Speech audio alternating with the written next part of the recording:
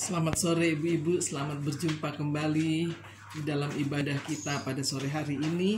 Sekalipun kita masih ibadah online, tapi kita percaya Allah Roh Kudus mengurapi kita. Dan mari kita buka hati untuk mendengar firman-Nya. Puji Tuhan, mari kita buka di dalam Roma 12 ayatnya yang ke-11. Roma 12 ayatnya yang ke-11. Janganlah hendaknya kerajinanmu kendor, biarlah rohmu menyala-nyala dan layanilah Tuhan. Puji Tuhan. Saudara yang terkasih di dalam Tuhan kita Yesus Kristus, firman Tuhan ini mengatakan bahwa janganlah hendaknya kerajinan kita kendor, tetapi biarlah rohmu menyala-nyala dan layanilah Tuhan. Saudara, kita saat ini sedang ada di dalam suasana doa 10 hari, di mana doa ketuangan Roh Kudus ya. Dan sudah beberapa hari kita sudah memulainya, dan biarlah di hari ini juga kita tetap beribadah, dan sebentar sore atau setengah 7 malam nanti kita mulai dengan ibadah doa kepenuhan Roh Kudus. Puji Tuhan. Roh yang menyala-nyala itu artinya apa? Kita memiliki semangat. Kita memiliki roh yang menggebu-gebu. Memiliki roh yang memiliki kerinduan untuk datang kepada Tuhan. Bahkan arti daripada roh yang menyala-nyala itu mendidih ya. Mendidih artinya meluap-luap untuk menghampiri hadirat Allah. Untuk kita rindu datang melayani Tuhan. Untuk kita mempersembahkan syukur kita kepada Tuhan. Sehingga roh kita yang menyala-nyala itu roh yang sudah diubah oleh Roh Kudus. Roh Kudus yang sudah tinggal di dalam hidup kita, di dalam hati kita, untuk kita memiliki rasa rindu, rasa haus untuk ada di hadirat Tuhan. Itulah yang dibilang, biarlah roh kita tetap menyala-nyala dan melayani Tuhan. Saudara, ketika kita mulai percaya kepada Tuhan, firman Tuhan katakan bahwa Tuhan sudah tinggal, roh Tuhan itu sudah tinggal di dalam kita. Kita lihat di dalam Yohanes 1 Yohanes 4 ayatnya yang ke 15, kita lihat di sana 1 Yohanes 4, supaya kita lebih mengerti lagi mengapa kita harus memiliki roh yang menyala-nyala agar kita melayani Tuhan.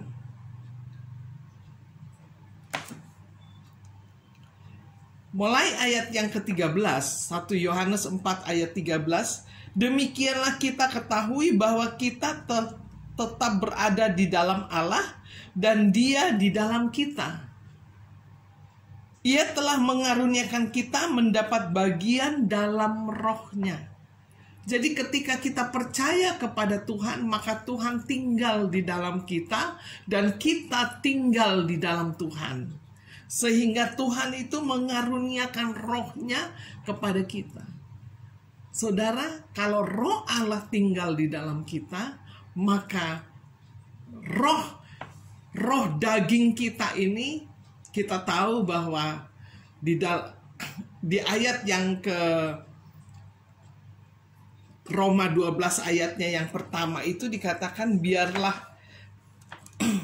kita mempersembahkan tubuh kita ini sebagai korban persembahan yang kudus. Artinya kita bawa tubuh, jiwa, dan roh kita kepada Tuhan untuk menjadi satu persembahan yang kudus. Kita kembali di dalam Roma 12. Ya. Roma 12 ayatnya yang ke-1. Karena itu saudara-saudara, demi kemurahan Allah aku menasehatkan kamu, supaya kamu mempersembahkan tubuhmu sebagai persembahan yang hidup, yang kudus, dan yang berkenan kepada Allah. Itulah adalah ibadahmu yang sejati. Jadi tadi dikatakan bahwa ketika kita percaya kepada Tuhan dan Roh Allah tinggal di dalam kita dan kita di dalam Tuhan, maka biarlah kita selalu mau rindu untuk datang kepada Tuhan. Tubuh, jiwa, dan roh ini kita bawa kepada Tuhan. Untuk apa? Untuk beribadah, untuk menyembah Dia dengan benar. Bahkan dikatakan di dalam tubuh kita ini, tubuh fisik ini secara jasmani kita bisa lihat bahwa fisik kita berjalan atau kita pergi atau kita melakukan sesuatu ya fisik. Tetapi di dalam tubuh ini ada jiwa, di dalam hati ada jiwa, di dalam jiwa ada keinginan, ada kemauan, dan ada roh ya. Nah, ada roh Tuhan huruf besar berarti roh Tuhan, dan ada roh manusia ya. Roh manusia itu dikatakan itu adalah roh daging ya. Mengapa orang yang hidup di dalam roh Allah itu dia akan mematikan dagingnya, akan mematikan keinginan daging, sebab keinginan daging dan keinginan roh itu berbeda. Keinginan daging itu penuh dengan hawa nafsu,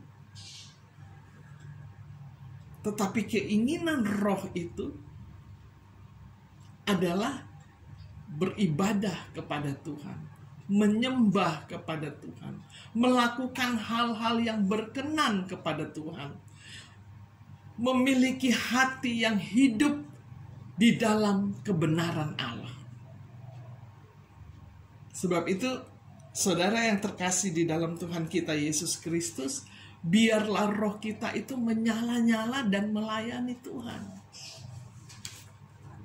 Kita yang sudah diubah oleh Roh Kudus untuk memiliki kerinduan untuk datang kepada Tuhan, untuk datang beribadah kepada Tuhan. Dan saya kira inilah yang dinasihatkan oleh Rasul Paulus kepada jemaat yang ada di Roma.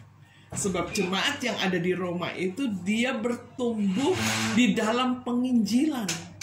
Di dalam mereka mendengar hamba-hamba Tuhan yang menyampaikan firman kepada mereka. Sehingga mereka terus dinasihatkan untuk apa? Agar roh mereka jangan sampai padam dengan keadaan-keadaan yang mungkin menimpa kehidupan mereka. Demikian juga terhadap saudara dan saya.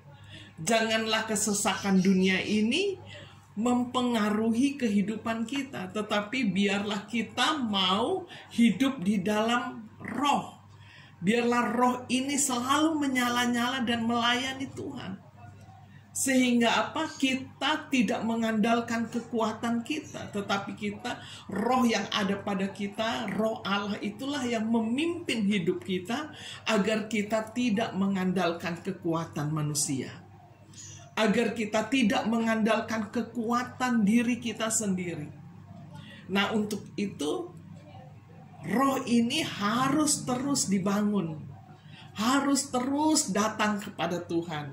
Sebab itu Rasul Paulus mengingatkan, menasehatkan kepada jemaat yang ada di Roma, agar roh mereka hendaklah terus menyala-nyala dan layanilah Tuhan. Saudara, dengan pandemik ini jangan menjadi alasan untuk kita tidak datang beribadah. Ya, sekarang hari Minggu kita sudah dibuka offline untuk datang beribadah. Walaupun tetap kita dengan peraturan protokol kesehatan, jaga jarak, cuci tangan, dan pakai masker. Ya. Kalau itu selalu ditaati, maka kita tidak ada alasan untuk kita tidak mau datang beribadah kepada Tuhan. Puji Tuhan, kita juga di kaum ibu sekarang juga masih ada online. Nah, dengan online ini sudah, saya kira kita tinggal di rumah dan bisa mendengar firman. Kalau kita tidak memiliki roh yang menyala-nyala, sekalipun tinggal di rumah, sekalipun mungkin melalui HP, kita mungkin hanya mau tidur-tidur saja. Ada kemalasan. Karena itu bisa menjadi alasan. Tetapi kalau roh kita yang menyala-nyala, dimanapun kita berada, saudara, waktunya kita beribadah, kita datang beribadah kepada Tuhan. Sebab di dalam ibadah itu, di dalam roh yang menyala-nyala itu, dikatakan tubuh, jiwa, dan roh itu kita bawa kepada Tuhan. Supaya apa? Supaya kita memiliki kesehatan rohani. Rohani kita sehat. Tubuh kita sehat. Jiwa kita sehat. Roh kita juga sehat. Rohani kita juga sehat. Tubuh, jiwa, dan roh itu kita bawa kepada Tuhan. Untuk apa? Untuk beribadah, untuk memuji Tuhan, untuk menyembah Tuhan di dalam roh dan kebenaran. Kalau roh kita menyala-nyala, memuji Tuhan, menyembah Tuhan, maka ada kekuatan, ada sukacita, dan ada damai sejahtera. Sebab itu, ketika Tuhan Yesus naik ke surga, dia nggak tinggalin apa-apa, saudara. Di dalam Yohanes 14, ya, kalau tidak salah ayat yang ke-26 itu dia katakan roh penghibur itu Tuhan tinggalkan untuk apa? Untuk memberikan damai sejahtera. Sebab damai sejahtera itu nggak bisa diberikan oleh dunia ini. Damai sejahtera yang diberikan oleh dunia ini hanya terbatas. Ketika kita datang ke mall, kita lihat yang indah-indah. Setelah itu kita pulang ke rumah, sepi lagi. Tetapi kalau Roh Kudus yang menguasai hati kita, maka damai sejahtera itu akan terus kita rasakan dalam keadaan apapun juga. Inilah yang dunia tidak mengerti, bagaimana Allah Roh Kudus itu memberikan kemampuan di dalam segala masalah, di dalam segala situasi, sehingga roh Allah itu, roh kita itu dipimpin oleh roh Allah. Jadi roh Allah yang ada di atas memimpin kehidupan saudara dan saya, untuk kita memiliki roh yang menyala-nyala, untuk kita memiliki roh yang mendidih untuk datang kepada Tuhan. Puji Tuhan. Karena itu saudara yang terkasih, biarlah kita tetap mau memiliki roh yang menyala-nyala, sehingga roh yang sudah roh Allah yang tinggal di dalam kita itu terus kita rasakan hadiratnya, terus kita rasakan kekuatannya, terus kita rasakan sukacitanya. Sebab ketika kita percaya, dikatakan kita sudah dimateraikan oleh Roh Kudus. Jadi kalau Roh Kudus ada di dalam kita, saudara, kita sudah berbeda dengan dunia ini.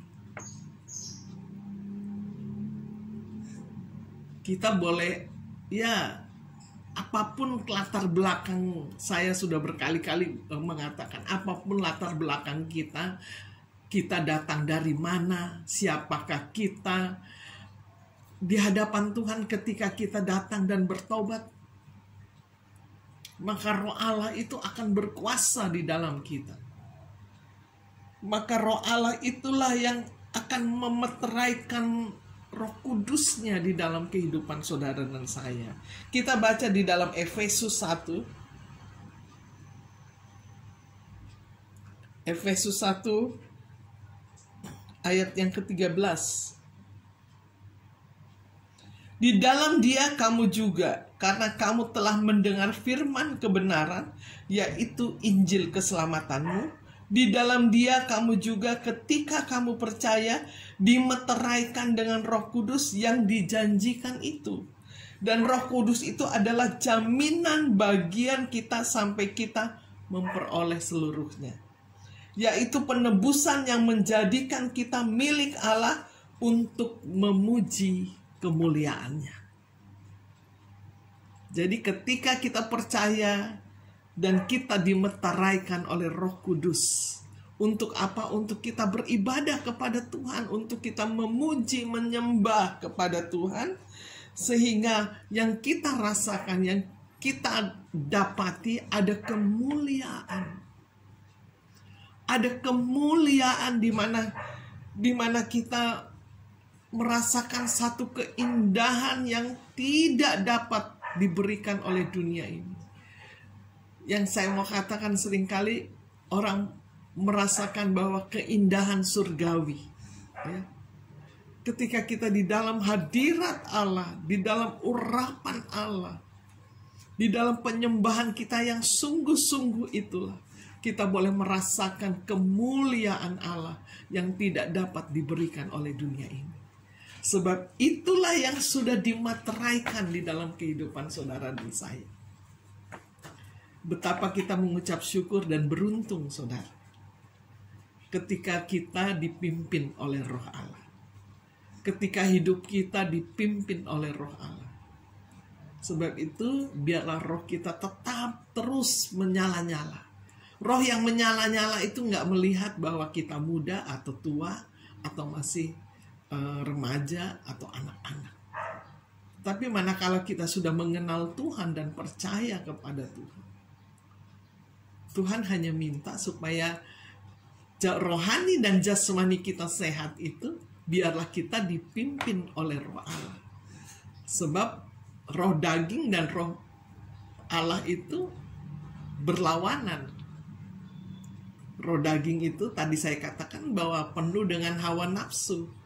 Tetapi kalau Roh Allah itu memimpin kita di dalam kebenaran. Puji Tuhan.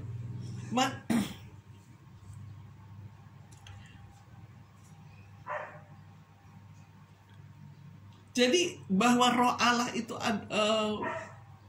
Tuhan yang kita sembah itu adalah roh, maka hendaklah kita menyembah Dia di dalam roh dan kebenaran.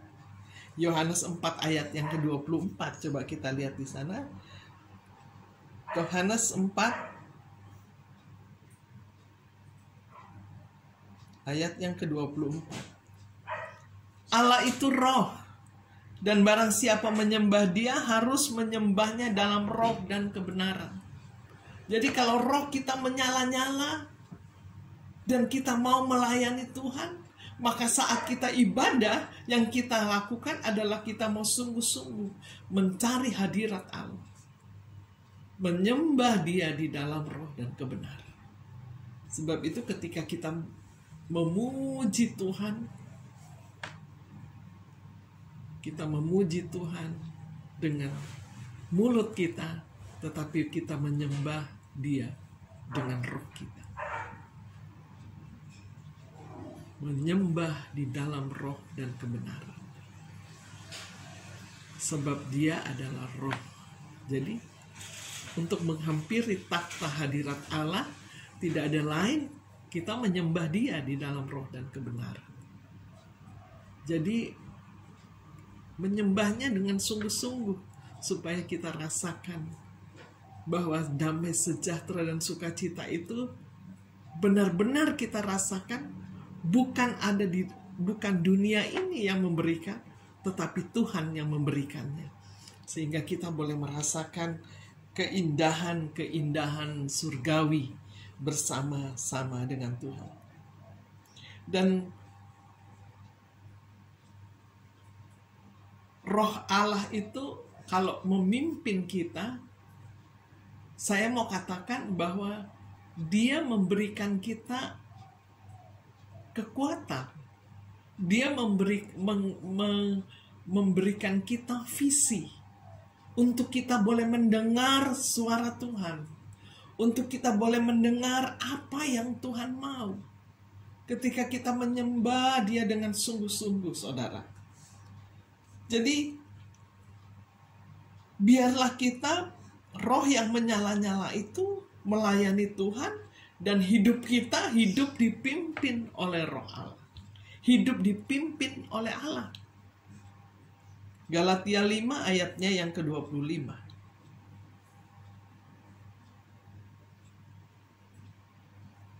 Galatia 5 ayatnya yang ke-25. Jikalau kita hidup oleh Roh, baiklah hidup kita juga dipimpin oleh Roh. Tadi dikatakan Allah itu Roh. Yohanes 4 ya. Ayat 24, Allah itu Roh. Nah, jikalau kita hidup oleh Roh, baiklah hidup kita juga dipimpin oleh Roh. Roh kita sudah diubah oleh Roh Kudus untuk kita menghampiri takhta hadirat Allah, menyembah Dia di dalam roh dan kebenaran, sehingga menghasilkan keindahan-keindahan ilahi, keindahan-keindahan surgawi yang tidak bisa diberikan oleh dunia ini, tetapi kita boleh merasakannya, yang disebut di mana disitulah kemuliaan Allah dinyatakan di dalam kehidupan saudara dan saya. Puji Tuhan. Hidup di dalam pimpinan Roh Allah. Maksudnya kita tidak hidup menurut keinginan daging. Sebab keinginan daging itu bertentangan atau berlawanan dengan keinginan roh. Karena keduanya di dalam, kita lihat di ayat yang masih Galatia 5 ayat yang ke-17. Sebab keinginan daging berlawanan dengan keinginan roh, dan keinginan roh berlawanan dengan keinginan daging. Karena keduanya bertentangan, sehingga kamu setiap kali tidak melakukan apa yang kamu kehendaki. Karena bertentangan, mana yang lebih kuat. Tetapi kalau kita mau dipimpin oleh Roh Allah, hidup kita bawa kepada Tuhan sepenuhnya, untuk kita dipimpin oleh Roh Allah dan mengandalkan Tuhan. Di ayat yang ke-18, akan tetapi jikalau kamu memberi dirimu dipimpin oleh Roh Allah, maka kamu tidak hidup di bawah hukum Taurat. Perbuatan daging telah nyata, yaitu percabulan, kecemaran, hawa nafsu. Seperti tadi saya katakan bahwa keinginan daging itu penuh dengan hawa nafsu, percabulan, bahkan penyembahan berhala. Perselisihan, iri hati, roh memecah, pencenderaan, kedengkian, kemabukan, pesta pora, dan sebagainya. Itu hal-hal yang jahat, hal-hal yang tidak disukai oleh Tuhan, ya. Hal-hal yang Tuhan tidak inginkan. Itu semua ada di dalam keinginan-keinginan daging. Tetapi keinginan roh itu menghasilkan buah. Keinginan roh itu memiliki keindahan di dalam kehidupan saudara dan saya. Ya. Di ayat yang ke-23, maka orang yang dipimpin oleh Roh Allah itu menghasilkan buah yang manis, yaitu buah-buah Roh Kudus.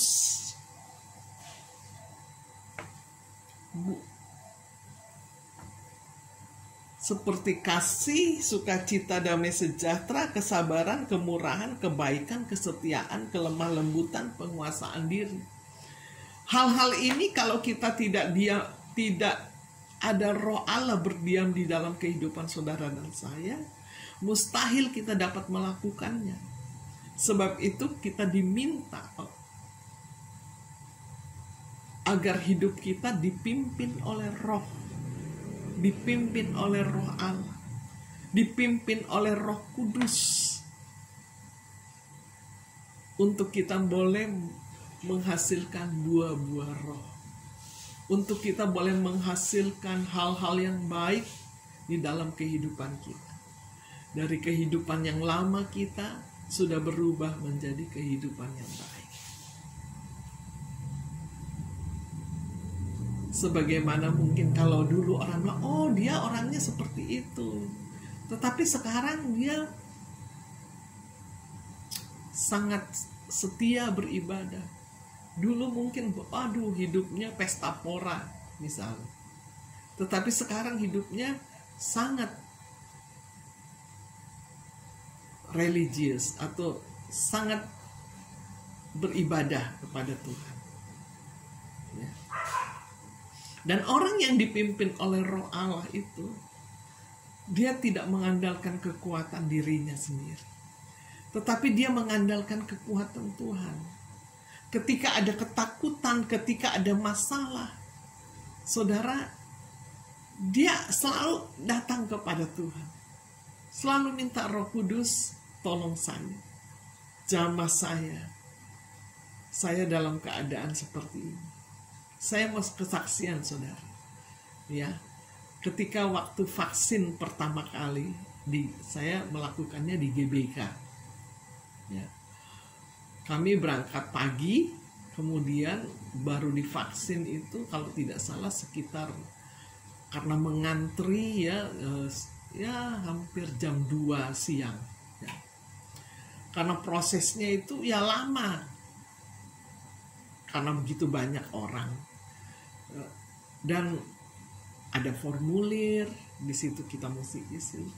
Ya jujur saja, yang saya tulis, saya ada darah tinggi karena ya beberapa kali yang cek, ya memang ada darah tinggi, dan memang papa saya juga kena darah tinggi, ibu saya juga darah tinggi. Jadi mungkin gennya darah tinggi itu ada di saya ya.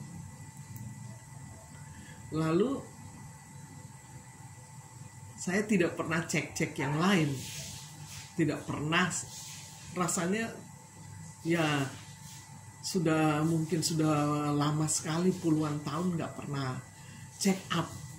Waktu masih muda sering saya check up, tapi ya sudah lama sekali tidak pernah check up, dan puji Tuhan tidak ada masalah ya.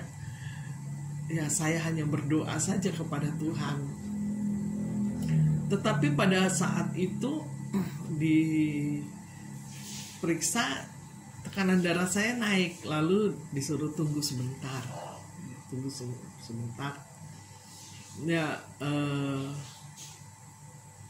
waktu saya duduk untuk menunggu giliran divaksin, suami saya juga tekanan darahnya tinggi, dan disuruh duduk ya. Kami pisah tempat.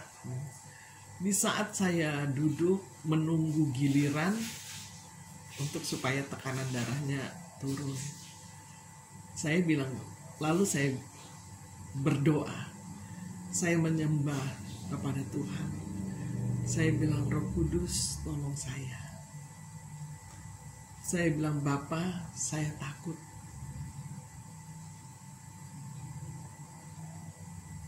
Takut lihat jarum ya, karena waktu itu ya ada perasaan takut lihat jarum. Tapi saya hanya bilang, Bapak, saya takut. Dan Saudara tahu apa yang saya dengar? Saya dengar firman Tuhan datang kepada saya.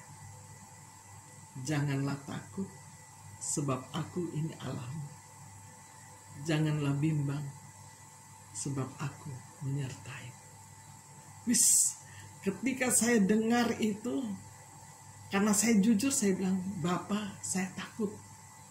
Dan firman Tuhan itu datang jelas kepada saya.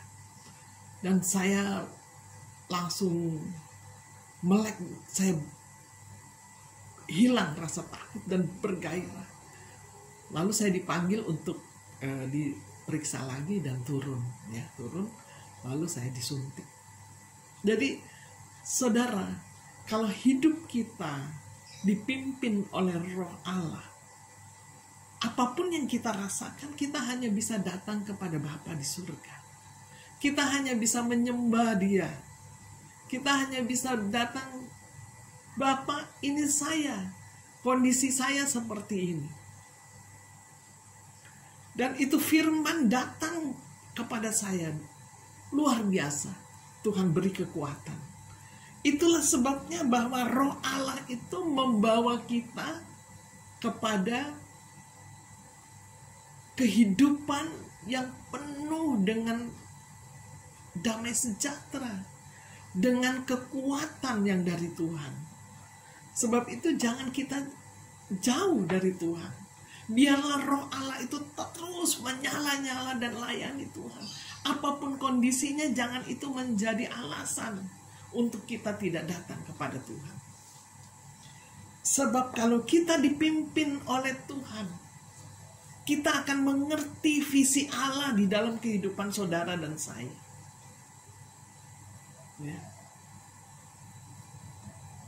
Kita akan datang kepada Tuhan. Tuhan, saya alami seperti ini. Beri saya kekuatan, beri saya pertolongan, beri saya pembelaan, beri saya apa yang harus saya lakukan. Itulah kalau kita dipimpin oleh Roh Allah. Sebab itu kita mengucap syukur kepada Tuhan. Biarlah Roh Allah itu terus ada di dalam kita. Sehingga roh kita itu, Rasul Paulus katakan, biarlah rohmu menyala-nyala dan layani Tuhan. Sebab orang yang melayani Tuhan, orang yang beribadah kepada Tuhan, akan mendapatkan kesehatan rohani yang maksimal. Tubuh, jiwa, dan roh kita bawa kepada Tuhan, maka Tuhanlah yang akan memimpin kita. Sehingga apapun yang dihadapi di dalam kehidupan ini, kita tidak perlu takut. Karena kita punya Bapa di surga yang berkuasa atas dunia ini. Dia yang akan memimpin kehidupan saudara dan saya. Dia yang tahu keberadaan saudara dan saya. Manusia itu boleh, firman Tuhan katakan manusia itu bisa melakukan hal-hal yang jahat. Karena penuh dengan hawa nafsu, itulah roh daging, ya. Bisa mereka-reka hal yang jahat. Tetapi kalau Tuhan, Dia mereka-reka yang baik. Jadi orang bisa mereka-reka yang jahat terhadap saudara dan saya. Tetapi kalau Roh Allah ada di dalam kita, saudara, maka Dia yang akan menjaga saudara dan saya. Dia yang akan mengingatkan untuk kita datang kepada Tuhan. Sebab itu Tuhan memberikan kita hati yang takut kepada Tuhan. Saya selalu hanya minta, beri saya roh takut akan Engkau. Itu saja yang selalu saya minta. Beri saya roh takut akan Engkau, agar saya boleh mengerti apa yang Engkau mau. Jadi saudara, puji Tuhan. Roh yang menyala-nyala itu artinya kita selalu rindu untuk datang kepada Tuhan.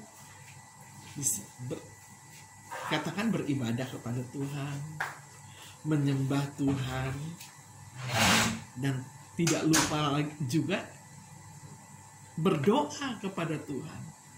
Sebab di dalam 1 Korintus 3 ayat 16 itu bahwa kita adalah bait Roh Kudus, di mana Tuhan itu berdiam di dalam kita, sehingga kita sebagai bait Roh Kudus itu mempersembahkan pujian syukur kita di dalam doa-doa kita. Mari kita baca di dalam untuk kita lebih 1 Korintus 3 ayatnya yang ke-16.